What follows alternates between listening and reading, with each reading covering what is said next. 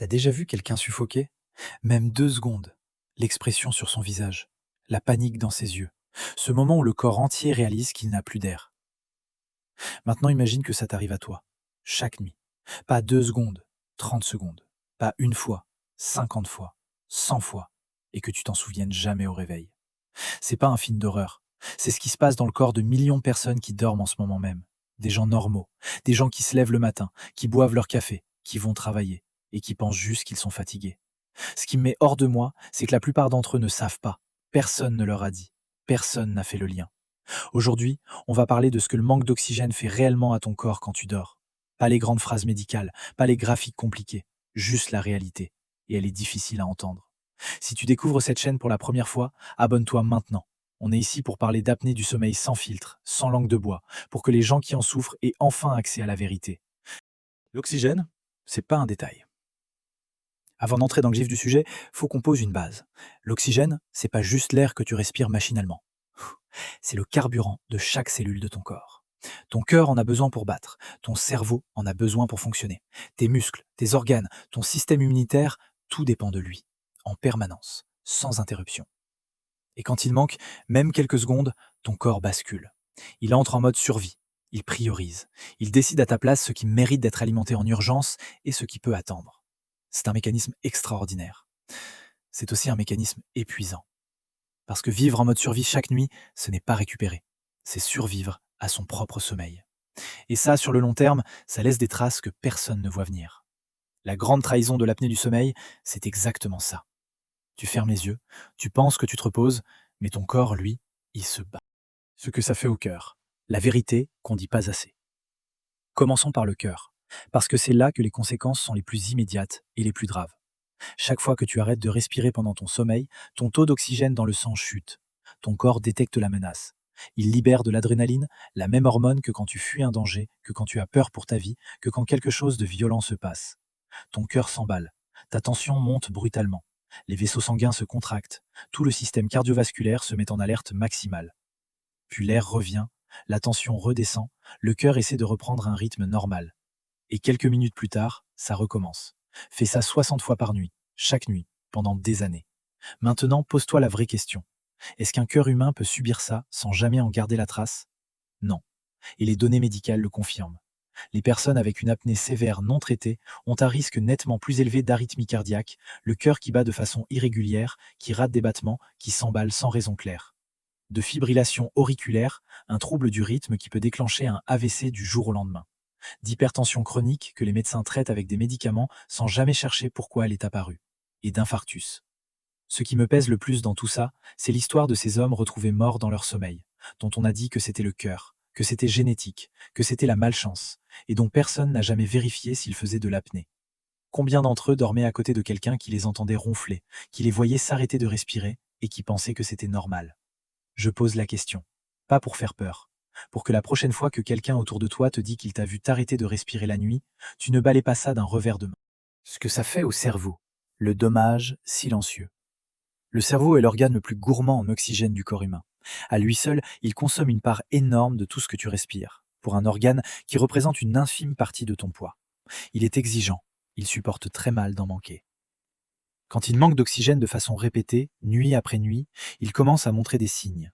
Pas spectaculaires d'emblée, pas un AVC immédiat, non, c'est bien plus traître que ça.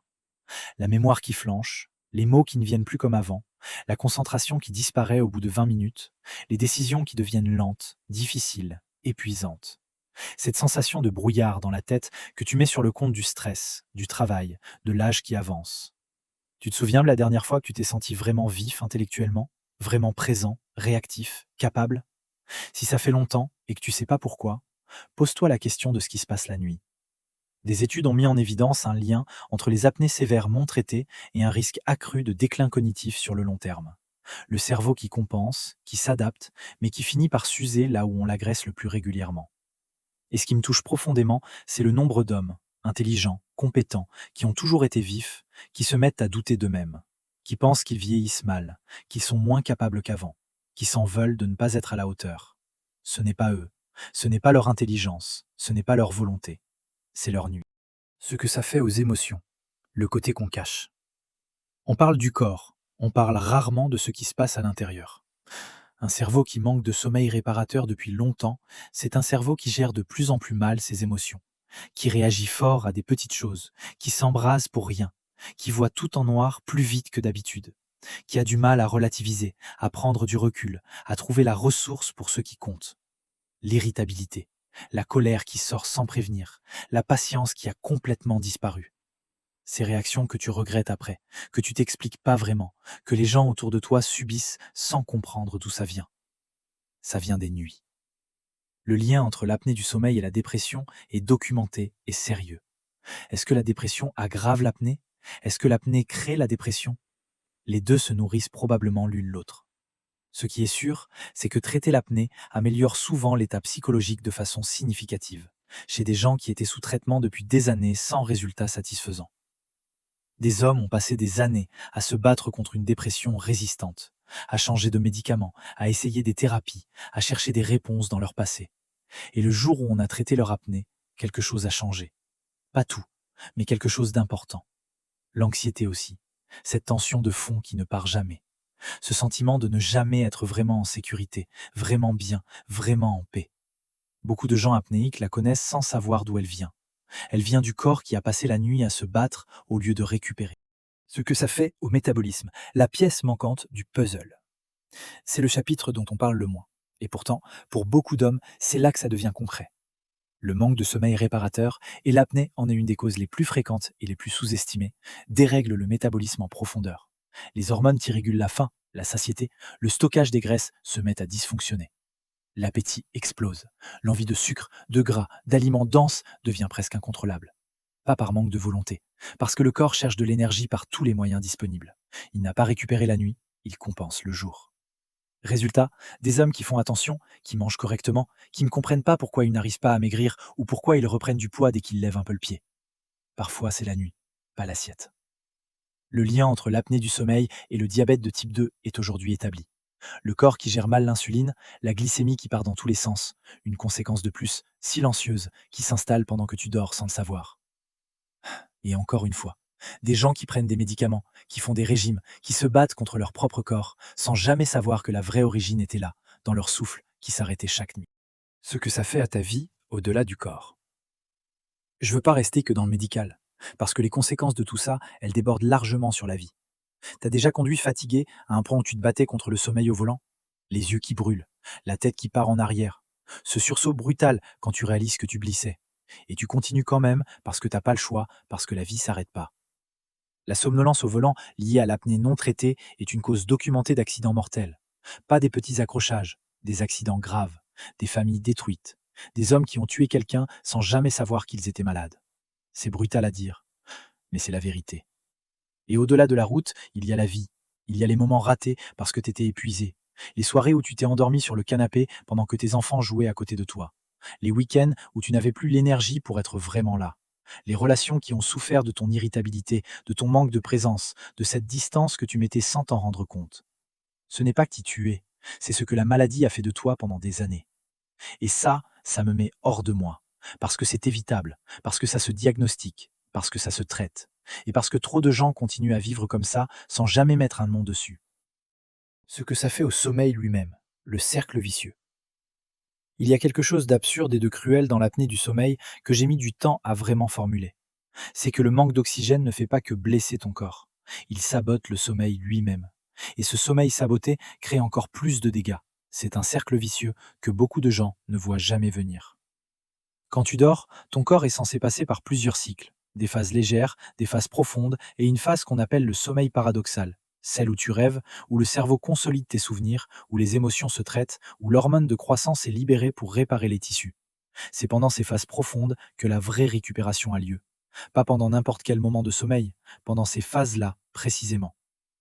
Et devine ce que fait l'apnée du sommeil. À chaque fois que tu arrêtes de respirer, ton cerveau envoie un signal de réveil. Pas un réveil complet, tu n'ouvres pas les yeux, mais suffisant pour te faire remonter en surface. Suffisant pour interrompre le cycle, pour t'empêcher d'atteindre ces phases profondes dont ton corps a désespérément besoin. Résultat, tu dors 7, 8, parfois 9 heures, et tu te réveilles comme si tu n'avais pas dormi, parce que techniquement, tu n'as pas vraiment dormi. Tu as flotté en surface toute la nuit, interrompu constamment, sans jamais aller là où la récupération se passe. Et chaque nuit sans récupération réelle affaiblit un peu plus ton système immunitaire, ralentit un peu plus ton métabolisme, fragilise un peu plus ton équilibre émotionnel, tire un peu plus sur tes réserves, jusqu'au jour où les réserves ne suffisent plus. Certaines personnes avec une apnée sévère non traitée vivent avec cette dette de sommeil accumulée depuis tellement longtemps qu'elles ne savent plus ce que c'est que d'être vraiment en forme. Elles ont construit leur vie entière autour d'un niveau d'énergie artificiellement bas.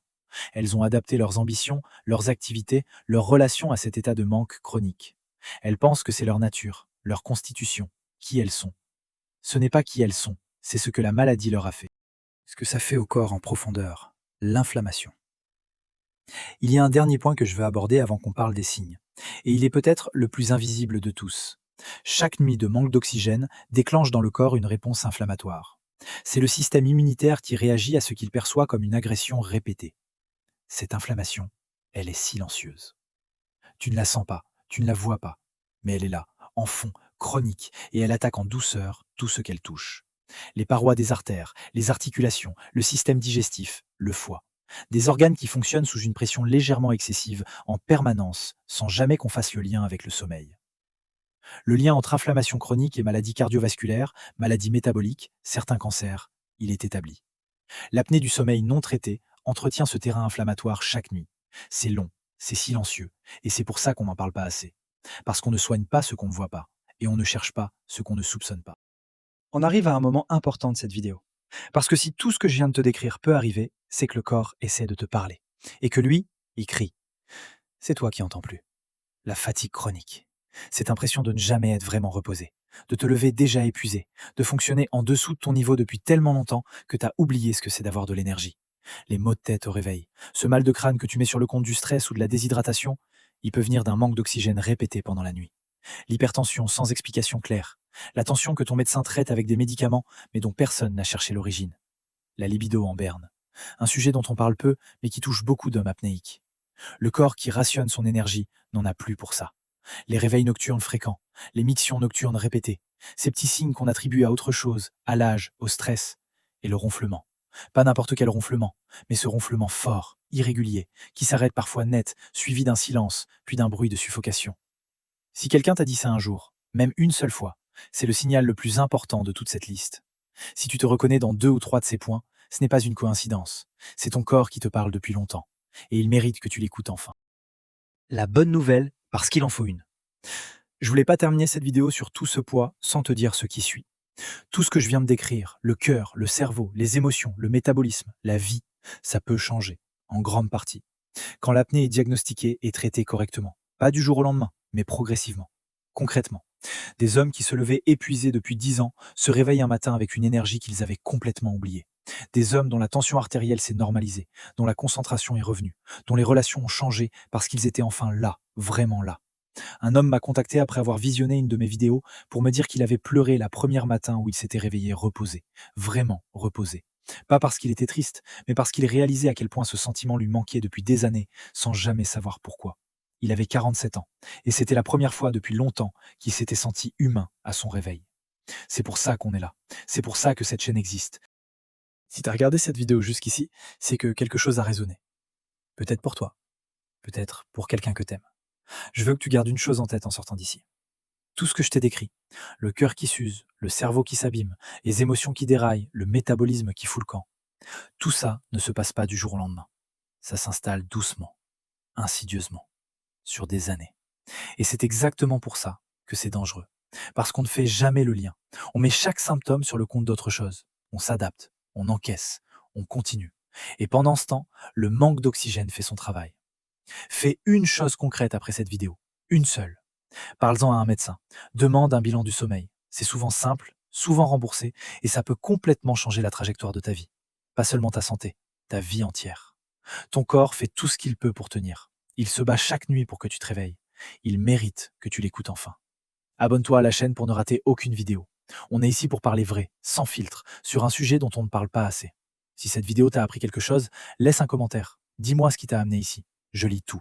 Et si tu penses à quelqu'un en regardant cette vidéo, partage-la. Tu pourrais vraiment changer quelque chose pour lui. On se retrouve très vite.